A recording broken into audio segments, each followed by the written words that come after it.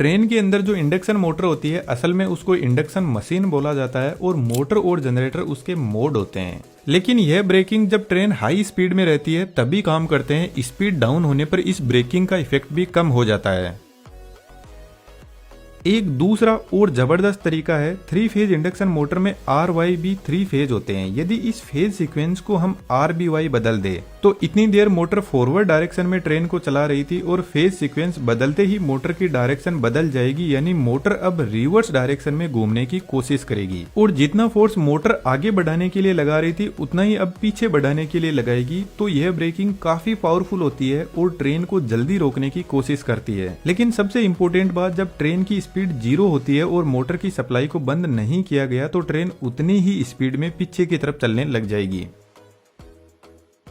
अब मोटर के अकेले से काम नहीं चलता है। ट्रेन के हर कोच के पास में ब्रेक सिस्टम होता है जिसको मैंने इस वीडियो में डिटेल से एक्सप्लेन किया है। तो हमने ट्रेन को सक्सेसफुली स्पीड में चला दी, लेकिन अभी भी मुद्दा वहीं पे अटका हुआ है कि हाई स्पीड में चलती हुई ट्रेन इलेक्ट्रिसिटी कैसे कलेक्ट करेगी। ऊपर की तरफ ये जो वायर देख रहे हैं इसको कॉन्टेक्ट वायर बोलते हैं और इसके ऊपर एक वायर और होता है जिसको कैटेनरी वायर बोलते हैं। कैटेनरी वायर कॉन्टेक्ट वायर को सपोर्ट भी करता है और कॉन्टेक्ट वायर यदि कहीं से टूट जाए तो इसमें 24 किलोवोल्ट की सप्लाई होती है जो इन ड्रॉपर की हेल्प से सप्लाई इस कॉन्टेक्ट वायर में बनाए रखता है।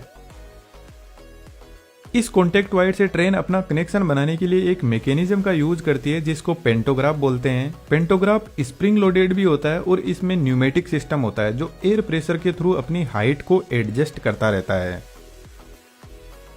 क्योंकि कॉन्टेक्ट वायर एक तो इक्वल हाइट पे नहीं रहता है और दूसरा रीजन, जब ट्रेन किसी टनल में से गुजरती है तो कम स्पेस होने की वजह से कॉन्टेक्ट वायर ट्रेन के काफी पास में आ जाता है, जिसकी वजह से पेंटोग्राफ अपनी हाइट को एडजस्ट करके कॉन्टेक्ट वायर से अपना कनेक्शन बनाए रखता है। लेकिन यदि आपने नोटिस किया हो तो हाई स्पीड में चलती हुई ट्रेन में बिल्कुल स्पार्किंग नहीं होती है। उसके पीछे रीजन यह है कि पेंटोग्राफ का जो अपर सरफेस होता है वहां पर ग्रेफाइट की कोटिंग की जाती है। इस ग्रेफाइट की कोटिंग के 2 फायदे हैं। फर्स्ट, जिस तरीके से ऑयल एक लुब्रिकेंट का काम करता है और फ्रिक्शन को कम करता है, उसी तरीके से ग्रेफाइट एक सॉलिड लुब्रिकेंट होता है जो स्पार्किंग को कम करता है।